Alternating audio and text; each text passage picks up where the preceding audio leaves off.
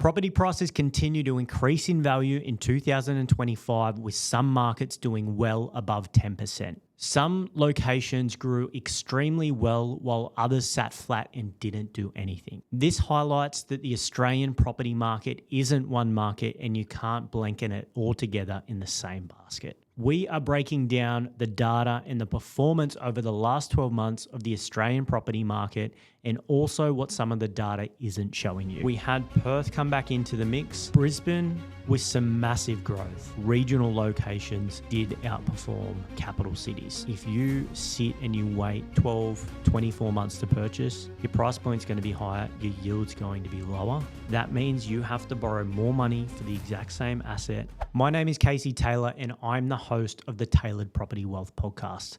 We talk everything relating to property investing and helping you as the viewers and listeners educate yourself around everything property investment related.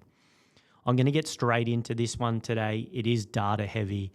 However, it really highlights how the performance over the last year has gone in the Australian property market. A quick recap from last year, we did have 3 rate reductions across the year, which has sparked some interest, some people taking action again where they were sitting waiting for those rates to drop a little bit in value. We also had some first homeowner grants live from the 1st of October with the caps increasing across the board for first home buyers.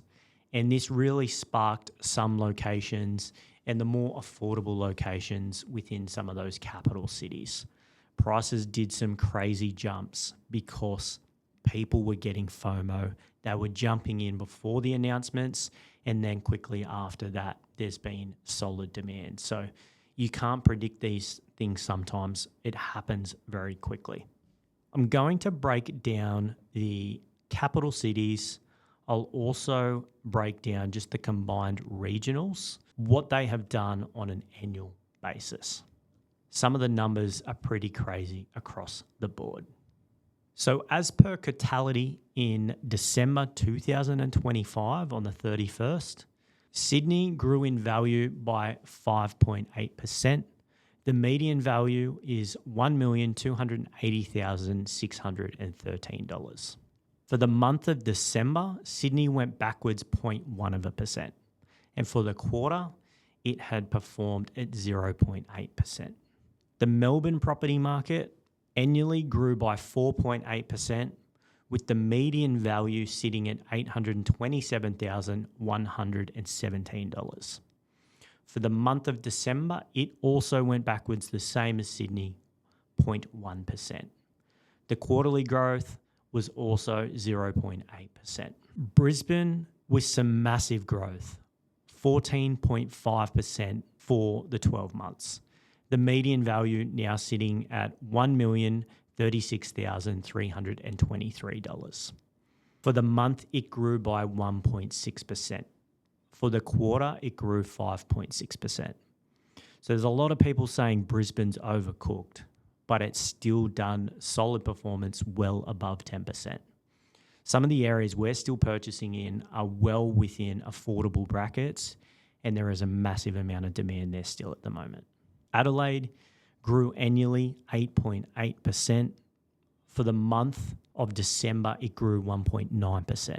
And for the quarter, it grew 5.1%, with the median value sitting at $902,249. We had Perth come back into the mix with 15.9% capital growth in the last 12 months. The median value of Perth sitting at $940,635. It grew 1.9% for the month of December. So some massive growth there across Brisbane, Adelaide and Perth. Adelaide and Perth doing the top growth for the month. They are tied, and then Brisbane close by. We have Hobart. It did 6.8% growth over the 12 months. Median value $720,341. For the month, it grew 0.9%, and for the quarter, it grew 3.6%. Darwin has actually done the most performance over the last 12 months, 18.9% over the 12 months, with the median price point being $586,912. Monthly, it grew by 1.6%, and for the quarter, it grew by 5.4%. Now, Darwin is something we are going to do a topic on in the next couple of episodes because it's a really important one to take a look at and look at the fundamentals. There is a lot of buyer's agents going into this marketplace at the moment, and they are propping this market up. If we look at the long-term history of Darwin, it's going to give us a good indication of what's going to happen there. We are long-term investors with a long-term mindset, and we don't get influenced by the next hotspot that can be inflated through massive volume. So that's an episode that we will do shortly in the future. We have Canberra. It did annually over the last 12 months, 4.9%. The median value of Canberra is $893,907. For the month of December, it grew 0.2%, and for the quarter, it did 2.2%. And that really highlights across the capital cities that they're all different marketplaces. They've got their own ecosystem and how they perform. Just to recap, the combined capitals for the month, the combined capitals grew 0.5%. For the quarter, 2.7%, and annually 8.2%.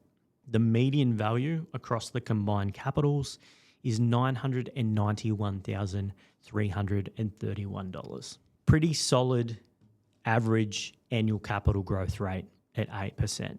Anyone who is generating 8% a year is extremely happy.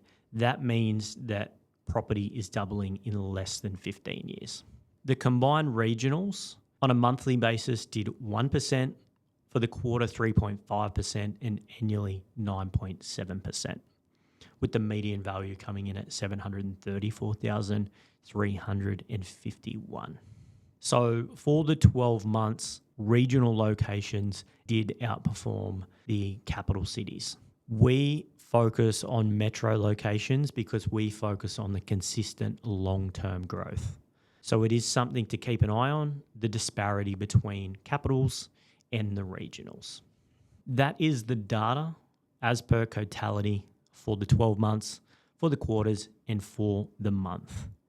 Now, something that I want to touch base on is around Melbourne and the growth across the Melbourne marketplace. So if we look at this over the last month, over the last quarter, over the last year, it's gone backwards for the month of December, 0.1%. For the quarter, only grown 0.8%, and annually it has grown 4.8%.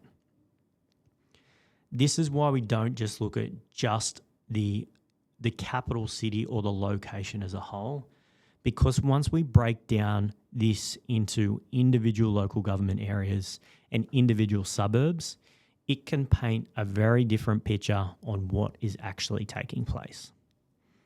And because where we go into marketplaces, we are always pushing the most affordable locations within those capital cities.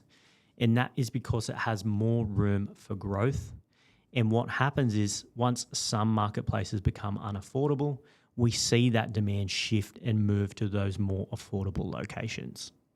I'm going to go through a couple of suburbs that we have purchased in over the last 12 months for clients in Melbourne, where it's a very different story on the capital growth of those suburbs and the properties that we've secured for clients, which is very different to Melbourne and the data as a whole. So one of the suburbs that we've been purchasing in since the start of last year, it now has a median value of $576,000. It has done 11.9% capital growth in the last 12 months.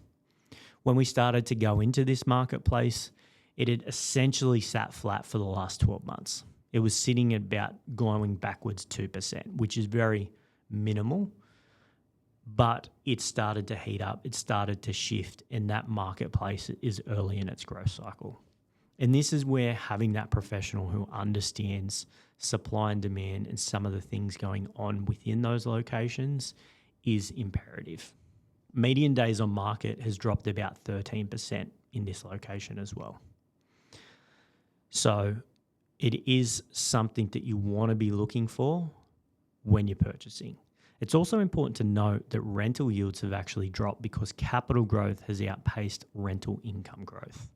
And that's something people don't get when they purchase, is that if you sit and you wait 12, 24 months to purchase, your price point's going to be higher, your yield's going to be lower, which means you're not actually saving on your cash flow if you're waiting for the interest rates to go backwards even further, for example. Now, suburb number 2 that we secure in has a median value of $695,000, and it has done 9.3% over the last 12 months. Again, actively sourcing property within this location over the last 12 months, and again, sitting flat, or it was going backwards around 2% as well. It's really shifted over the last 12 months, and again, early within its growth cycle.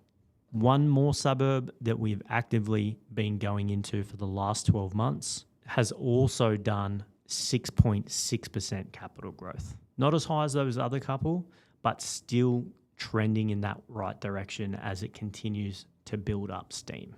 Median vendor discount in this location as well has dropped by 9%, okay? And median days on market sitting around the same. So that demand is there. This is where it's really important to not just look at one capital city and the data on that individual capital city, but looking down to a local government area and to a suburb level. If you understand the metrics, there is still performance, even though as a whole, the property prices haven't shifted or moved much. That's the data over the last 12 months.